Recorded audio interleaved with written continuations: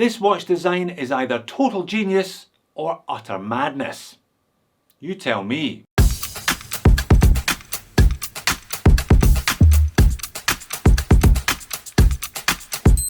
Hello and welcome to Just One More Watch, and welcome to a slightly longer than usual preamble today. If you want to skip ahead to the pretty pictures of the watch, that's okay. I won't hold it against you. In fact, I'll leave a timestamp in the description of the video to help you out with that. But if you want to stick around, this could be a really interesting discussion about us watch collectors and what we actually need/want from our timepieces. It is indeed a fine line between genius and madness, and many people cross that line many times in their lives. Which side of the line has the owner of RZE Watches, Travis, fallen with this one? You saw the pop-up?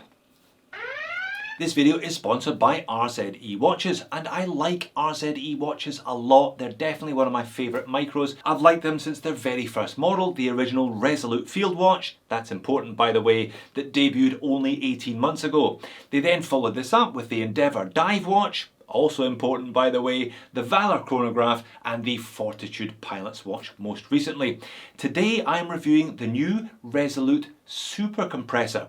Now, the new non-Super-Compressor Resolute V2 will make a cameo appearance later on towards the end, but it is definitely more the wafer themed mean today rather than the main course. And I use that term correctly, super-compressor. This watch becomes more water resistant the more water pressure it is placed under. Now, there have been a swathe of dual crown compressor style dive watches launched over the last 2 years. Some of them very good, none of them actually super compressor cases.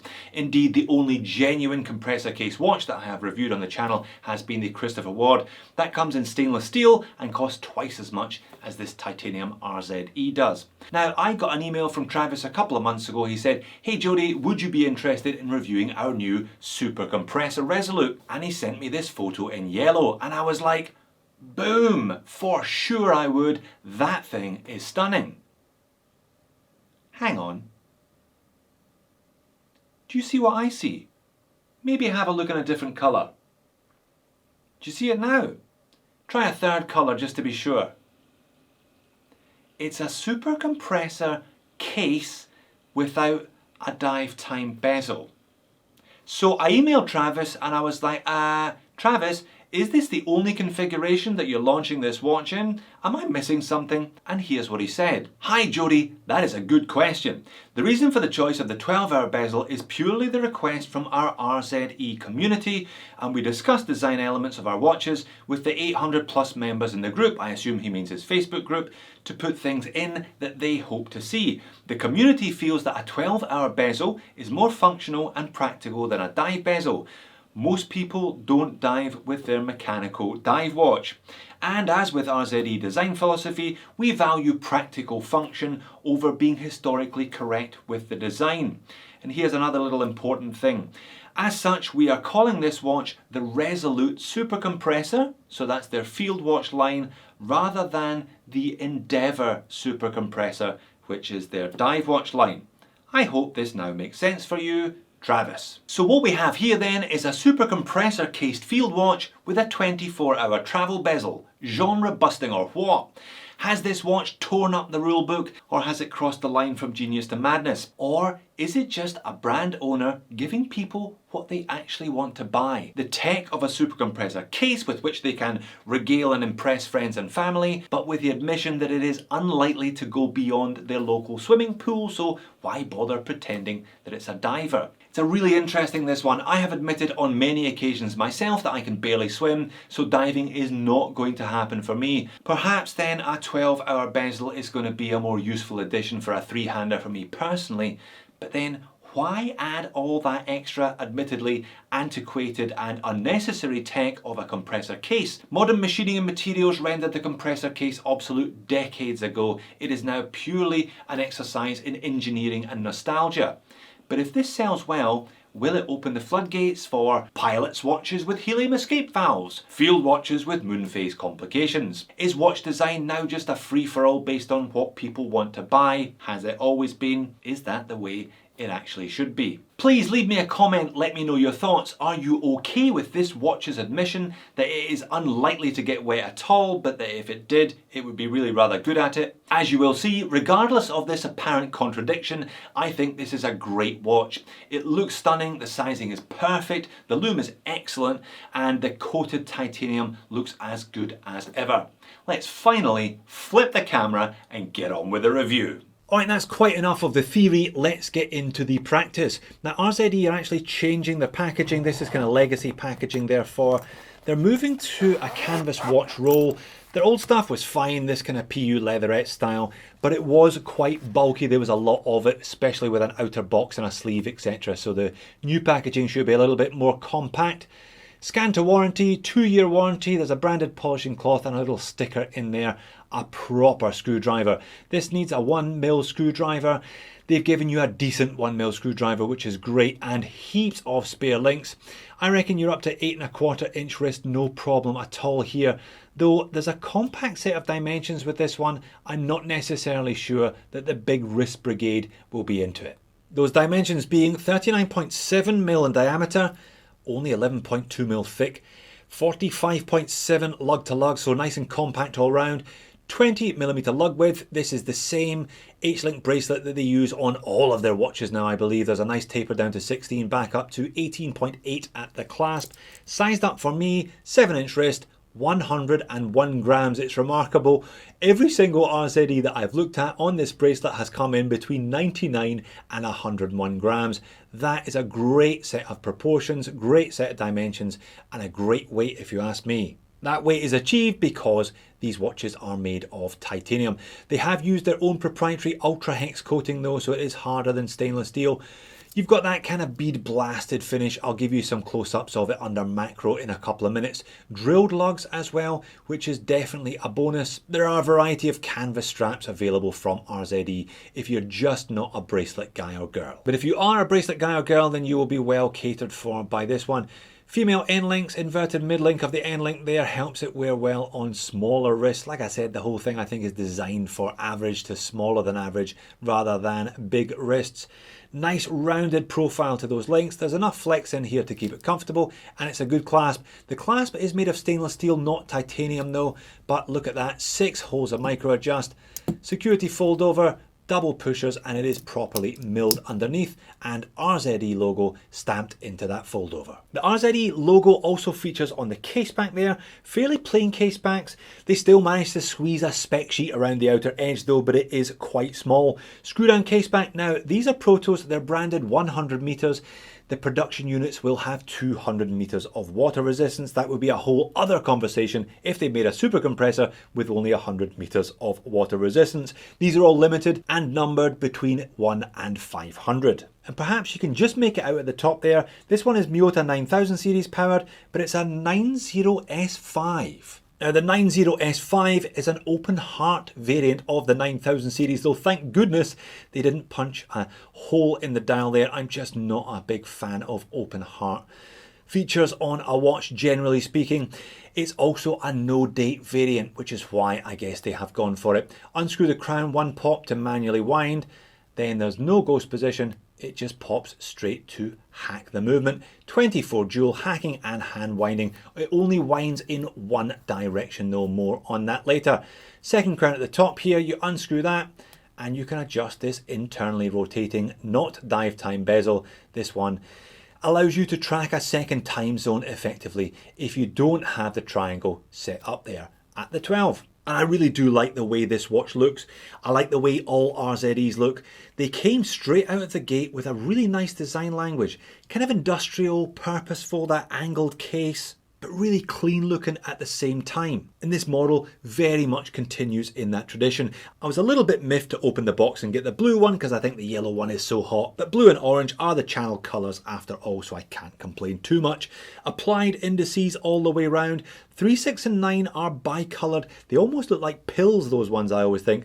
And there's a double width bi-coloured index up there at 12. And single coloured applied rounded off batons everywhere else. The RZE are just printed on there above the pinion, and it will be 200 meters, 660 feet and automatic beneath it. Very uncluttered, very clean, like I said, I do really appreciate the look of this range of watches. There is a little bit of an angled chapter ring here in white, just with small squares at the hours. And then of course you have that internal rotating bezel with Arabics 01 to 11 and a matching orange triangle at the 12. Zoomed right in, you've got a fairly simple flat fence post handset. I think they're just about the right size with a lollipop second hand, and you have another RZE signature. It's that textured grained effect to the dial. It is actually quite noticeable even from arm's length, and especially noticeable obviously when I zoom right in on it. Another RZE signature over the last 18 months has been good lume. Remember those bicoloured indices? They translate to bicoloured lume as well. The majority is BGW9, but there's a little bit of orange on the 4 points of the compass and on that orange triangle at the 12. When I turn the speed up on this one though, the orange is the first to go, and to be honest, the rest of the dial and that big bezel insert not all that far behind it. This is a prototype though. I would expect that to be a little better for production units. On wrist, well, I hardly need to tell you how well this one wears. Titanium watch, 100 grams, nice and light, taper on the bracelet, female end links, short lug to lug, just under 40mm diameter. My 7-inch wrist, it fits it perfectly. It has been a really nice, light, comfortable watch to wear over the last couple of weeks.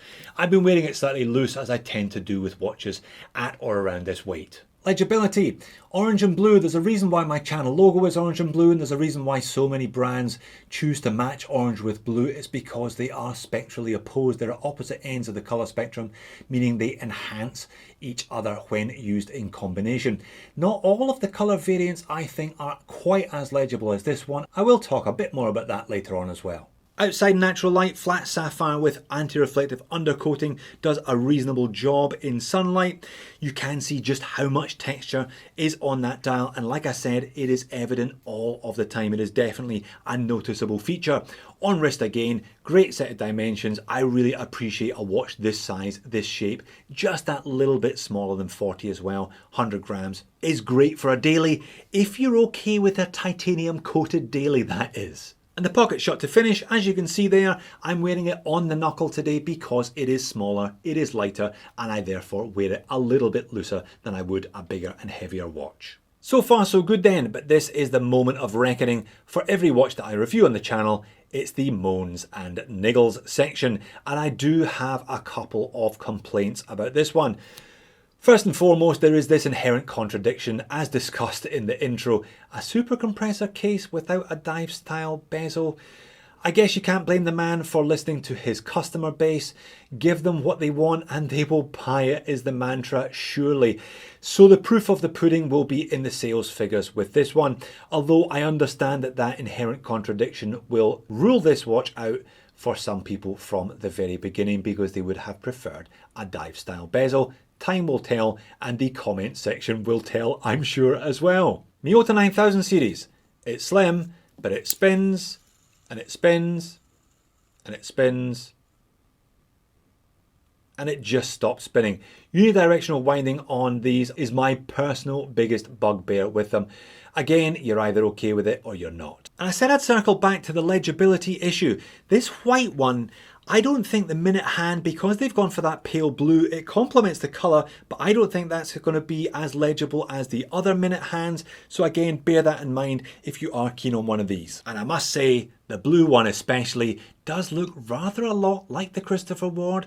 Again, you're going to have to be alright with that as well. And you're also going to have to be okay with the price. $639 pre-order. So they take your money. You're definitely going to get your watch because RZE are well established, but you don't quite get that instant gratification. Now, I missed the early bird specials on these. They were $600. The regular RRP is going to be $700. $640 for a Miyota 9000. Ooh, that is getting up there. RZE have gone from a $300 brand to a nearly $700 brand in 5 watches. And that 600 plus price tag brings that whole super-compressor case thing back up again, doesn't it? Do we really need a super-compressor case, as all of their other watches have 200 meters of water resistance anyway? Would it have been $50, $75, maybe even $100 cheaper if it didn't have a super-compressor case? Or are you prepared to pay a little bit more to have that feel-good factor on the wrist, shall we say, of owning a genuine super-compressor watch? Either way, I still think there is plenty to like about this one. It is such a great size, great shape, I like the look, and it wears magnificently. RZE have been ahead of the curve in terms of their use of colour over the last couple of years as well. And I think the yellow is the pick of the bunch. I think RZE have been ahead of the colour curve over the last 18 months, and I think the yellow is definitely the pick of the bunch here. But overall, if you're on board with its major idiosyncrasy, it's another good looking and great wearing watch from RZE.